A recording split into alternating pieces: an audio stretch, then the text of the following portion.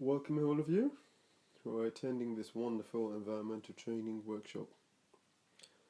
It's important that during this session that your minds are fully focused on the task ahead. What is the task ahead?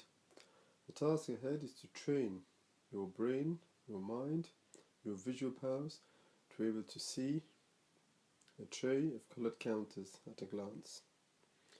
You'll probably have to do this exercise 100,000 times before you master it, but it's an exercise worth doing.